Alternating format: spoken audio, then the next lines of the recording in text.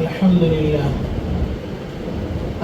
لله وكفى وسلام على عباده الذين اصطفى أما بعد فأعوذ بالله من الشيطان الرجيم بسم الله الرحمن الرحيم قال رب هب لي من الصالحين فبشرناه بغلام حليم فلما بلغ معه السعي قال يا بني إني أرى في المنام أني أذبحك فانظر ماذا ترى قال يا أبت افعل ما تؤمر ستجدني إن شاء الله من الصابرين فلما أسلما وتله للجبين وناديناه أن يا إبراهيم قد صدقت الرؤيا إنا كذلك نجزي المحسنين إن هذا لهو البلاغ المبين وفديناه بذبح عظيم وتركنا عليه في الآخرين صدق الله العظيم.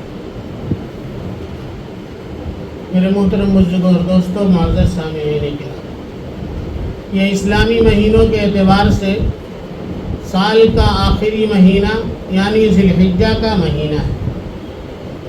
اس مہینے کی مناسبت سے پچھلے جمعہ میں نے چند چیزیں ذکر کی تھیں، ان کو دہرا کر پھر آگے کی بات عرض کرتا ہوں. سب سے پہلی بات آپ کے سامنے یہ عرض کی تھی کہ ذی الحجہ کا چاند نکلنے کے ساتھ سب سے پہلا حکم جو ہماری طرف متوجہ ہوتا ہے وہ یہ ہے کہ اللہ کے رسول صلی اللہ علیہ وسلم نے فرمایا من اراد ان یضحی فلا یأخذ فی العشر من شعرہ واظفارہ. اللہ کے حبیب صلی اللہ علیہ وسلم نے فرمایا جو آدمی قربانی کرنے کا ارادہ رکھتا ہے اسے چاہیے کہ ذی الحجہ کے ان 10 دنوں میں اپنے بال اور ناخن نہ کاٹے. یہ سب سے پہلا حکم ہے جو چاند نکلنے کے ساتھ ہم پر نافذ ہو چکا کہ اب قربانی کرنے تک اپنے بال اور ناخن کو نہ کاٹیں. اور بال اور ناخن کا نہ کاٹنا یہ کوئی فرض اور واجب حکم نہیں ہے بلکہ مستحب ہے. اگر اس کی رعایت کریں گے تو اس پر ہمیں ثواب ملے گا. اگر کسی نے بال اور ناخن کاٹے تو اس نے کوئی گناہ کا کام نہیں کیا. یہ پہلی بات تھی. دوسری بات یہ عرض کیا تھا کہ ذی الحجہ کے شروع کے 10 دن یہ اللہ کے سامنے بڑی عظمت والے، بڑے احترام والے دن ہیں. اللہ کے حبیب صلی اللہ علیہ وسلم نے فرمایا کہ ان 10 دنوں میں عبادت کا جو مقام اور جو محبوبیت اور جو مقبولیت اللہ کے نزدیک ہے وہ ان کے علاوہ دوسرے دنوں کے اعمال میں وہ مقبولیت اور محبوبیت نہیں. تو اللہ کے حبیب صلی اللہ علیہ وسلم نے فرمایا ان دنوں کے اعمال کی مقبولیت کا یہ حال ہے کہ اگر کسی نے ان دنوں میں ایک روزہ رکھا تو 1 سال نفلی روزے کا اسے ثواب ملے گا. اور جس نے ان راتوں میں عبادت کیا تو اگر 1 رات کی عبادت بھی نصیب ہو گئی تو گویا کہ اس نے شب قدر میں عبادت کی. ان 10 دنوں میں اعمال کی اس طریقے کی فضیلت اللہ کے حبیب صلی اللہ علیہ وسلم نے بیان فرمائی ہے. اور روزے کی یہ فضیلت 1 تاریخ سے 8 تاریخ تک ہے. 9 تاریخ کو بطور خاص اللہ کے حبیب صلی اللہ علیہ وسلم نے فرمایا سیام یوم عرفۃ احتسب علی اللہ ان یکفر السنۃ التي قبلہ والسنۃ التي بعدہ. اللہ کے حبیب صلی اللہ علیہ وسلم نے فرمایا کہ عرفہ کے دن یعنی 9 ذی الحجہ کو روزے کی فضیلت یہ ہے کہ اللہ کے حبیب صلی اللہ علیہ وسلم فرماتے ہیں مجھے اللہ کی ذات سے یہ امید ہے کہ جس نے عرفہ یعنی 9 ذی الحجہ کو روزہ رکھا اللہ تبارک و تعالی اس کے 1 سال اگلے اور 1 سال پچھلے گناہوں کو معاف کر دیں گے.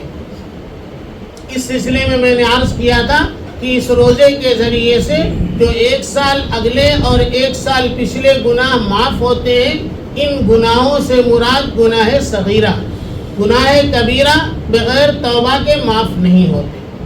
اس مہینے کے سلسلے کی یہ دوسری بات ہے.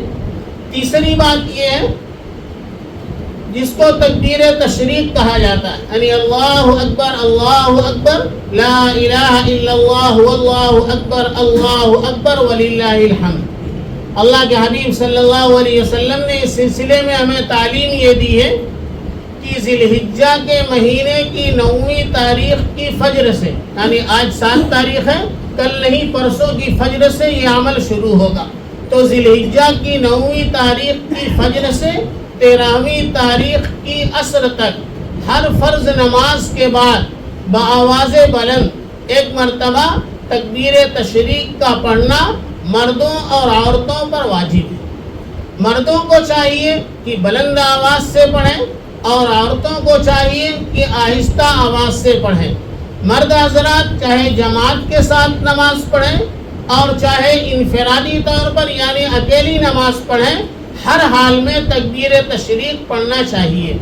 اسی طرح وہ آدمی جو مسبوق ہو جائے، یعنی کچھ رکعتوں کے ہونے کے بعد جماعت میں شامل ہوا ہے، امام کے سلام پھیرنے کے بعد جب اپنی بقیہ رکعت کو پوری کر لے گا تو بقیہ رکعت پوری کرنے کے بعد سلام پھیرنے کے بعد اسے بھی تکبیر تشریق پڑھنا واجب ہے۔ تو اس مہینے کا تیسرا عمل 9 ذی الحجہ کی فجر سے 13ویں ذی الحجہ کی عصر تک 23 نمازوں کے اندر ہر فرض نماز کے بعد بآواز بلند تکبیر تشریق کا پڑھنا یہ واجب ہے، اس کا ہمیں اہتمام کرنا ہے۔ چوتھا عمل ان دنوں کا جو خاص عمل ہے وہ قربانی کا عمل ہے۔ قربانی کے تعلق سے سب سے پہلی بات تو یہ عرض کرنی ہے کہ اس کی ابتدا اور اس کی شروعات کہاں سے ہوئی اور کس طرح ہوئی۔ تو اللہ کے پیغمبروں میں ایک پیغمبر گزرے ہیں حضرت ابراہیم علیہ السلام، جن کا لقب ہے خلیل اللہ، جنہیں ابراہیم خلیل اللہ کہا جاتا ہے۔ خلیل اللہ یعنی اللہ کے دوست۔ تو حضرت ابراہیم علیہ السلام کی پوری زندگی امتحانات سے بھری ہوئی ہے۔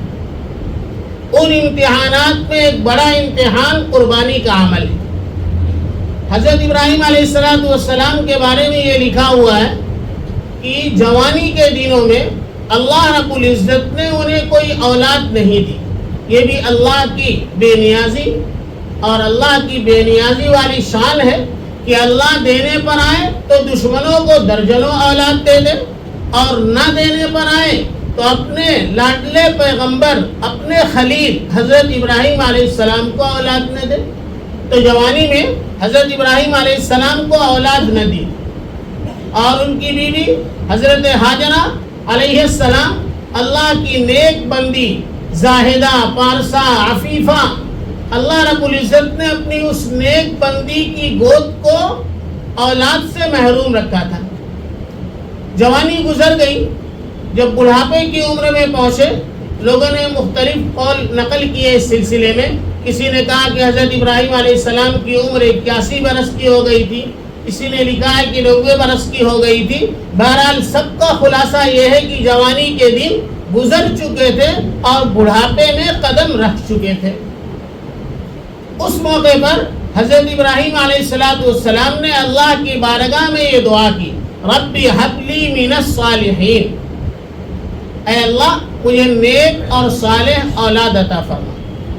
حضرت ابراہیم خلیل اللہ علیہ السلام کی زبان سے نکلی ہوئی یہ دعا اللہ رب العزت کے دربار میں مقبول ہو گئی، اور اللہ رب العزت نے انہیں خوشخبری سنائی۔ فرمایا فبشرناہ بغلام حلیم، تو ہم نے انہیں ایک بردبار اور حلیم لڑکے کی خوشخبری دی۔ اب غور کریں گے تو پتہ چلتا ہے کہ حضرت ابراہیم علیہ السلام نے تو اپنی دعا میں کیا مانگا ہے، ربی حب لی من الصالحین، اے اللہ مجھے نیک اور صالح اولاد عطا فرما۔ اور اللہ رب العزت کی طرف سے کہا جا رہا فبشرناہ بغلام حلیم، اب ایسا لڑکا دیں گے جو حلیم ہوگا، بردبار ہوگا، تحمل مزاج ہوگا۔ تو حضرت ابراہیم علیہ السلام نے نیک اور صالح اولاد مانگی، اور اللہ نے خوشخبری یہ سنائی کہ ہم تمہیں حلیم اور بردبار لڑکا دیں گے۔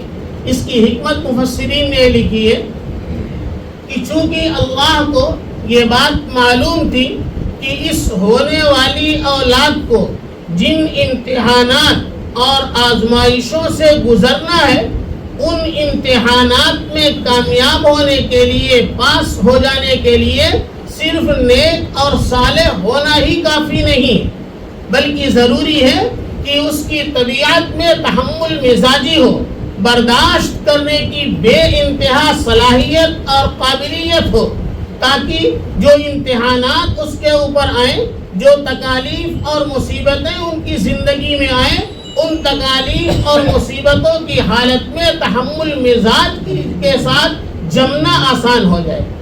اس لیے ابراہیم علیہ السلام نے نیک اور صالح اولاد مانگی، اور اللہ نے خوشخبری سنائی کہ ہم تمہیں ایسی اولاد دیں گے جو نیک اور صالح ہونے کے ساتھ حلیم ہوگی، بردبار ہوگی، تحمل مزاج ہوگی، جس کے اندر برداشت کرنے کی قابلیت اور صلاحیت ہوگی۔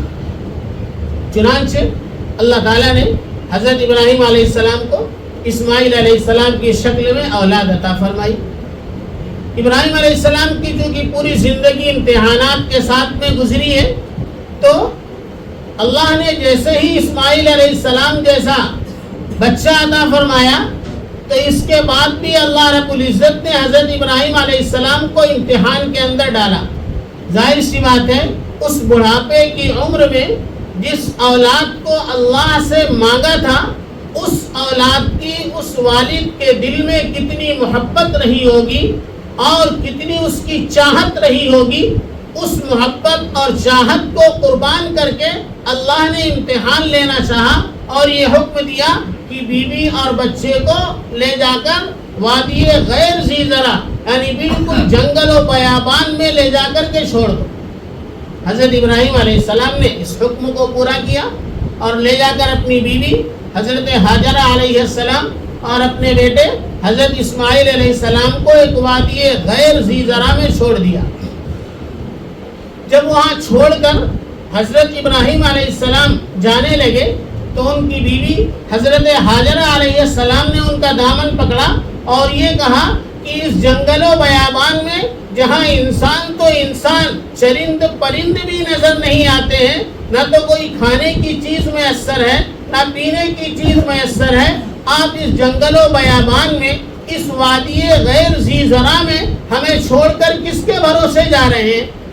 اور کہا میرا خیال نہ کیا ہوتا، کم سے کم اس بچے کا تو خیال کرتے جس کو بڑھاپے کی حالت میں رو رو کر اللہ سے دعاؤں کے ذریعے سے حاصل کیا ہے، کم سے کم اپنے اس لخت جگر، اس نور نظر کا خیال کرتے۔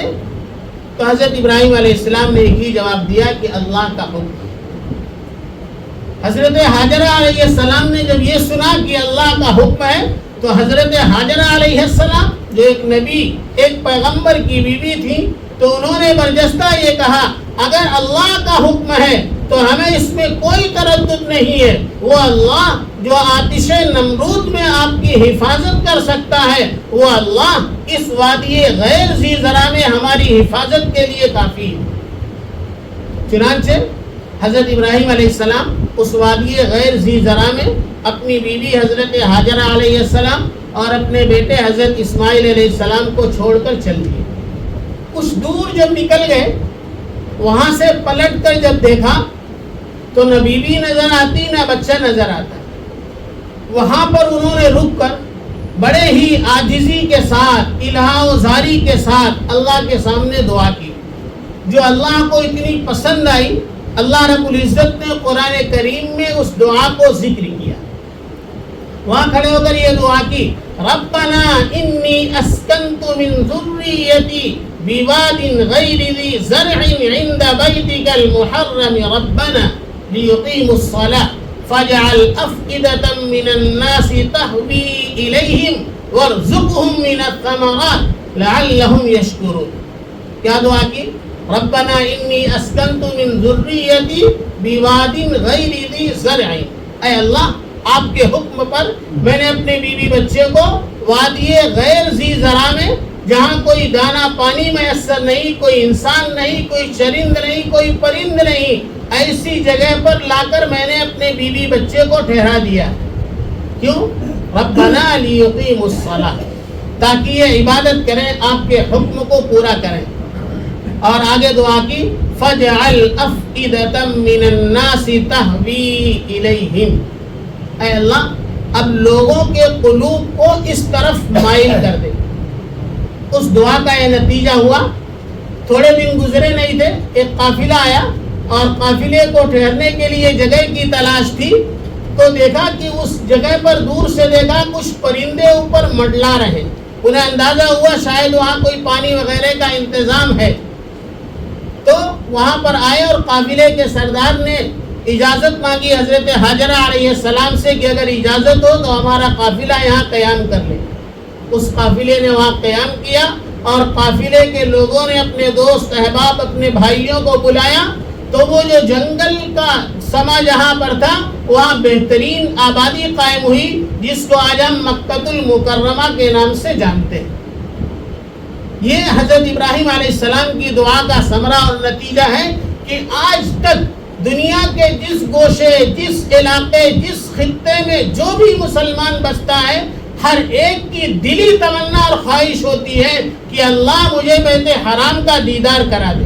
وہ غریب ہو، امیر ہو، پڑھا لکھا ہو، ان پڑھ ہو، ہر ایک کی دلی تمنا ہوتی ہے، اور جس کی یہ تمنا ایک مرتبہ پوری ہو جاتی ہے زندگی بھر یہ چاہتا ہے کہ کاش بار بار اس جگہ پر پہنچنا نصیب ہو جائے۔ تو حضرت ابراہیم علیہ السلام نے دعا کی تھی فَجْعَلْ أَفْئِدَةً مِّنَ النَّاسِ تَهْوِي إِلَيْهِمْ، لوگوں کے قلوب کو اس طرف متوجہ کر دے۔ اور دوسری دعا یہ کی وَارْزُقْهُم مِّنَ الثَّمَرَاتِ، اس لیے کہ وہاں ان کے پاس ایک تھیلی کھجوروں کی اور ایک مشکیزہ پانی صرف یہ چھوڑا تھا، اس لیے اللہ سے ان کے رزق کے لیے دعا کی وَارْزُقْهُم مِّنَ الثَّمَرَاتِ، انہیں پھلوں کا رزق عطا فرمائیے، جس کا نتیجہ ہے آج دنیا کے جس علاقے میں پھل تیار ہوتا ہے تو جو سب سے بہترین قسم کا پھل ہوتا ہے وہ تیار کرنے والا بھی خود نہیں کھاتا ہے کہ اس کی زیادہ قیمت ملے گی، اور وہ پھل وہاں پہنچا دیا جاتا ہے اور وہاں آسانی کے ساتھ میں میسر ہوتا ہے۔ یہ حضرت ابراہیم علیہ السلام کی دعاؤں کا ثمرہ اور نتیجہ ہے کہ دعا کی تھی وَارْزُقْهُم مِّنَ الثَّمَرَاتِ، پھلوں کی روزی عطا فرمائیے، لَعَلَّهُمْ يَشْكُرُونَ، تاکہ یہ آپ کا شکر ادا کریں۔ تو حضرت ابراہیم علیہ السلام اس وادی غیر ذی زرع میں اپنے بیوی اور بچے کو چھوڑ کر آ گئے۔ کچھ دنوں کے بعد ایک مرتبہ ملاقات کی غرض سے گئے، لیکن حضرت اسماعیل علیہ السلام گھر پر موجود نہیں تھے، حضرت حاجرہ کے پاس نہیں تھے، جس کی بنیاد پر ملاقات بھی نہیں ہو سکی، اور حضرت اسماعیل علیہ السلام کو دیکھنا انہیں نصیب بھی نہیں ہوا۔ اس کے بعد جب دوبارہ ملاقات کے لیے گئے تو اللہ کی طرف سے دوسرا امتحان ان کے اوپر ڈال دیا گیا، جس کو قرآن کریم میں یوں کہا فَلَمَّا بَلَغَ مَعَهُ السَّعْيَ قَالَ يَا بُنَيَّ إِنِّي أَرَىٰ فِي الْمَنَامِ أَنِّي أَذْبَحُكَ فَانظُرْ مَاذَا تَرَىٰ، کہ حضرت ابراہیم علیہ السلام نے خواب میں دیکھا کہ اللہ کی طرف سے یہ حکم ہے کہ میں اپنے بیٹے اسماعیل علیہ السلام کو ذبح کروں۔ بعض روایتوں میں آتا ہے کہ 3 دن تک لگاتار یہ خواب دیکھتے رہے۔ سوال یہ ہے کہ اللہ رب العزت کو جو حکم دینا تھا، جیسے سارے احکام حضرت جبریل علیہ السلام کے ذریعے سے وحی کی شکل میں آ جاتے تھے، ایسے ہی حضرت ابراہیم علیہ السلام کے پاس حضرت جبریل علیہ السلام کو بھیج دیتے کہ جا کر ابراہیم کو یہ حکم دے دو میرا کہ اسماعیل کو ذبح کر دے۔ اللہ یہ کر سکتے تھے، لیکن اللہ نے وحی کے ذریعے سے یہ حکم نہیں دیا، بلکہ خواب میں یہ حکم دیا۔ اور انبیاء کا جو خواب ہوتا ہے وہ بھی وحی کے درجے میں ہوتا ہے، اور وحی کے ذریعے نہ دے کر خواب کے ذریعے اس لیے بتایا تاکہ ان کا مکمل امتحان ہو سکے کہ انسان خواب کو وہ اہمیت نہیں دیتا ہے۔ دیکھنا یہ تھا کہ ابراہیم علیہ السلام کو خواب میں جو حکم مل رہا ہے اس خواب والے حکم کو پورا کرنے کے لیے کتنی جد و جہد اور کتنی کوشش کرتے ہیں۔ چنانچہ حضرت ابراہیم علیہ السلام نے اس بات کو محسوس کر لیا کہ اللہ رب العزت نے یہ حکم دیا ہے اور اس حکم کو مجھے ہر حال میں پورا کرنا ہے۔ تو انہوں نے حضرت اسماعیل علیہ السلام کے سامنے یہ بات رکھی قرآن نے کہا فلما بلغ معه السعی، اس وقت میں اسماعیل علیہ السلام اس لائق ہو چکے تھے کہ اپنے باپ کے ساتھ چلیں پھریں دوڑیں بھاگیں۔ مفسرین نے لکھا ہے کہ اس وقت ان کی عمر تقریباً 13 سال کی تھی، حضرت اسماعیل علیہ السلام کی۔ قرآن نے کہا فلما بلغ معه السعی، ان کے ساتھ دوڑنے بھاگنے یعنی ان کا ہاتھ بٹانے کے قابل ہو چکے تھے۔ اس موقع پر حضرت ابراہیم علیہ السلام نے کہا یا بنیا، اے میرے پیارے بیٹے، انی ارا فی المنام، میں نے خواب میں دیکھا ہے، انی اذبحک، کہ میں تمہیں ذبح کرتا ہوں، فانظر ماذا ترا، اس بارے میں تمہاری کیا رائے؟ مفسرین نے لکھا ہے کہ حضرت ابراہیم علیہ السلام نے اسماعیل علیہ السلام سے جو رائے پوچھی تھی، اس پوچھنے کا مقصد کیا تھا؟ کیا پوچھنے کا مقصد یہ تھا کہ اگر اوکے کیا تو ٹھیک ہے، اور اگر نہ بول دیا تو پھر نکال دیں گے، ختم کر دیں گے اس حکم کو؟ مقصد یہ نہیں تھا، مقصد یہ تھا، یہ دیکھنا تھا کہ جس جذبے کے ساتھ میں اللہ کے حکم کو پورا کرنے کے لیے تیار ہوں، کیا میرا بیٹا بھی اسی جذبے کے ساتھ اور اتنی ہی بشاشت کے ساتھ اللہ کے حکم کو پورا کرنے کے لیے تیار ہے یا نہیں؟ یہ امتحان لینا تھا بیٹے کا، اس لیے کہا فانظر ماذا ترا، اس بارے میں تمہاری کیا رائے؟ حضرت اسماعیل علیہ السلام نے بہت بہترین جواب دیا، فرمایا قال یا ابت افعل ما تؤمر، اے والد بزرگوار، اللہ کی طرف سے آپ کو جو حکم دیا گیا ہے آپ اسے کر ڈالیے۔ رہا میرا مسئلہ، ستجدنی انشاء اللہ من الصابرین، اگر اللہ نے چاہا تو آپ مجھے صبر کرنے والا پائیں گے، یعنی میری طرف سے کوئی مزاحمت، کوئی انکار نہیں ہوگا، بلکہ میں بھی بشاشت کے ساتھ، خوشی کے ساتھ اللہ کے اس حکم کو پورا کرنے کے لیے تیار ہوں۔ حضرت اسماعیل علیہ السلام نے جو کہا ہے چھوٹا سا جملہ ہے، لیکن مفسرین نے کئی سبق اس سے نکالے ہیں۔ فرمایا ستجدنی انشاءاللہ، آپ مجھے صبر کرنے والا پائیں گے، لیکن کب؟ انشاءاللہ، اگر اللہ نے چاہا، یعنی میری نیت، میرا ارادہ تو پورے طور پر اللہ کے حکم کو پورا کرنے کا ہے، لیکن یہ حکم ہم اسی وقت پورا کر سکیں گے جب اللہ چاہیں گے۔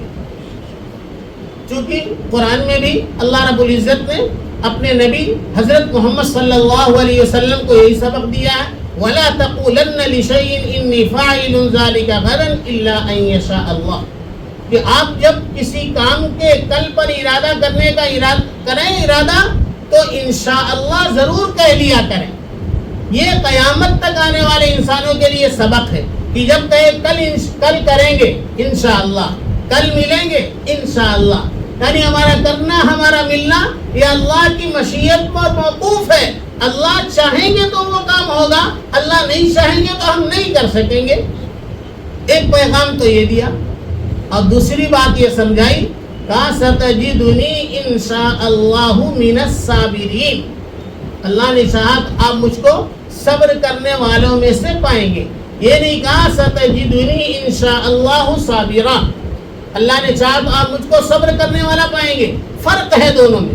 من الصابرین کہا، یعنی صبر کرنے والا دنیا میں ہی اکیلا نہیں ہوں، بلکہ اللہ کے بہت سے بندوں نے بڑی بڑی مشقتوں اور مصیبتوں میں صبر کیا ہے، ان صبر کرنے والے لوگوں میں ایک نام میرا بھی ہوگا۔ ایسا نہیں کہ صبر کر کے میں بہت بڑا کارنامہ انجام دے دوں گا، نہیں، بلکہ اللہ کے ان صبر کرنے والے بندوں میں بھی شامل ہو جاؤں گا۔ خیر، حضرت اسماعیل علیہ السلام نے بڑی بشاشت کے ساتھ اپنی رضامندی کو ظاہر کر دیا، یہ کہہ کر ستجدنی انشاء اللہ من الصابرین۔ اس کے بعد کیا ہوا؟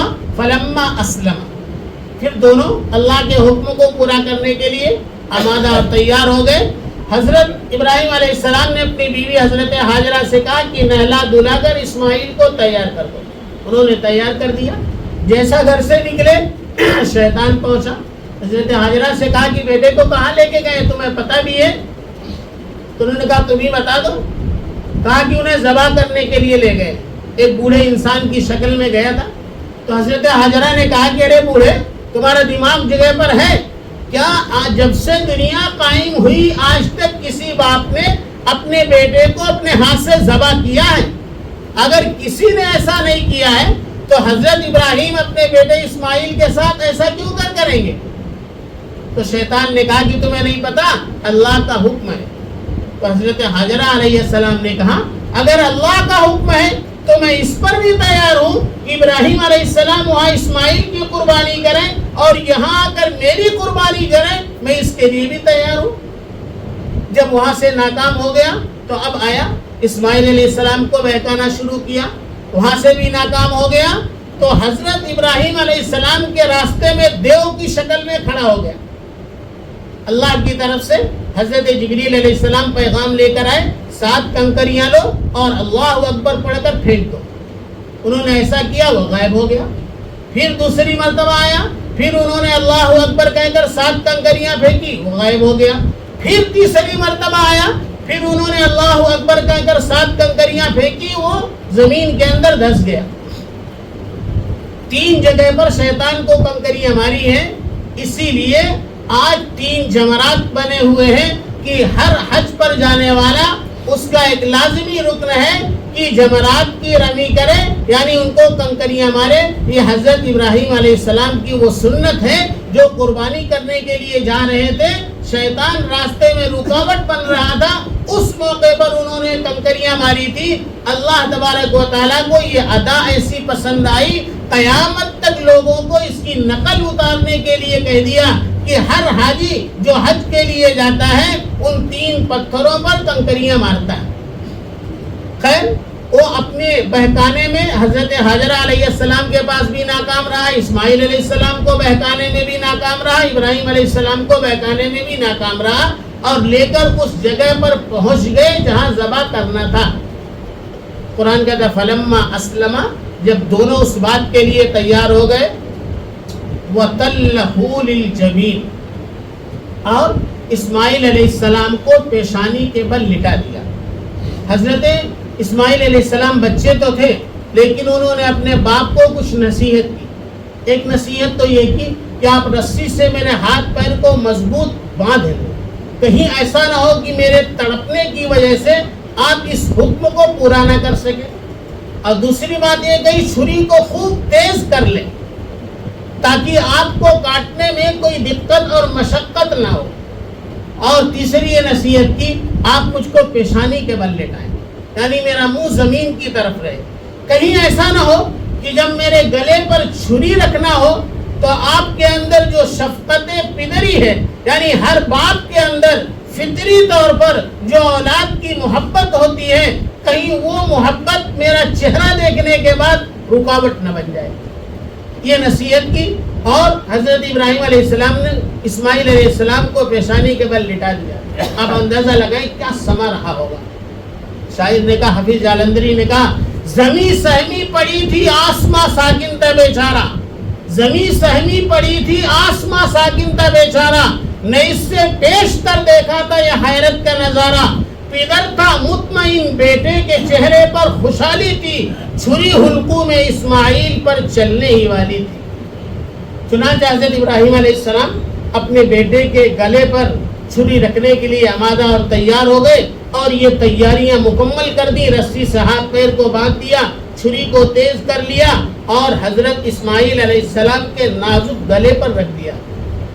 حضرت ابراہیم علیہ السلام نے اپنی پوری طاقت لگا دی، لیکن اللہ کو منظور نہیں تھا، چونکہ ہر چیز کے اندر جو طاقت ہے، جو صلاحیت ہے، وہ اللہ کی دی ہوئی. پانی میں ڈوبانے کی صلاحیت ہے لیکن کب ڈوبائے گا؟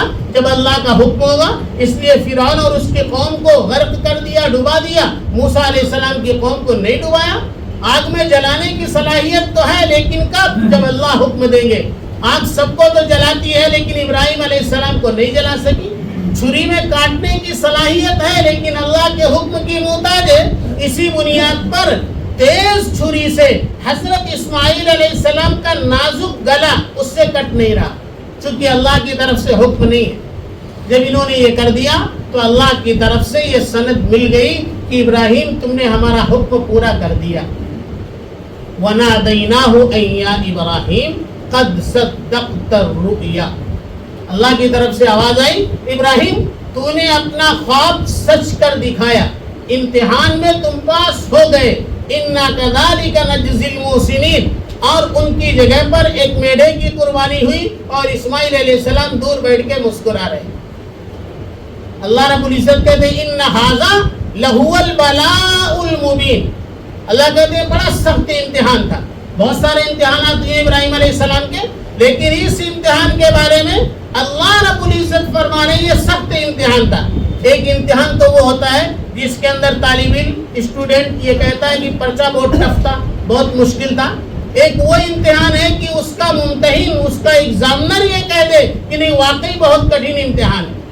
تو امتحان لینے والے اللہ رب العزت، اللہ خود کہہ رہے ہیں ان ھذا لہو البلاء المبین، یہ بہت بڑا امتحان اور بہت بڑی آزمائش تھی جس کے اندر حضرت ابراہیم علیہ السلام کامیاب ہو گئے۔ ابراہیم علیہ السلام کی یہ ادا اللہ رب العزت کو اتنی پسند آئی، اللہ نے قیامت تک کے لیے اس عمل کو جاری کر دیا، وَتَرَكْنَا عَلَيْهِ فِي الْآخِرِينَ۔ اب بعد میں آنے والوں کے لیے اس سنت ابراہیمی کو ایسا پسند کیا ہے کہ قیامت تک لوگ اسماعیل، حضرت ابراہیم علیہ السلام اور اسماعیل علیہ السلام کی اس یادگار کو تازہ کرتے رہیں گے، تب سے کرتے آئے ہیں، اور جب تک دنیا قائم رہے گی تب تک اس ادا کی نقل کرتے ہوئے حضرت ابراہیم اور اسماعیل علیہ السلام کی سنت کو زندہ کر کے اللہ کی رضا کو لوگ حاصل کرتے رہیں گے۔ یہ ہے قربانی کی تاریخ۔ اب قربانی کے تعلق سے مزید چند باتیں، قربانی کا طریقہ کیا ہے، قربانی کس نیت سے کرنا ہے، اس کے فوائد کیا ہے، اس سلسلے میں اللہ کے رسول صلی اللہ علیہ وسلم نے نہ کرنے پر کیا وعید کی ہے، اب وقت نہیں رہا۔ اب انشاءاللہ عید الاضحیٰ کی نماز سے پہلے چند باتیں آپ کے سامنے عرض کریں گے۔ اللہ پاک ہم سب کو عمل کی توفیق عطا فرمائے۔ اب اذان ہوگی، اس کے بعد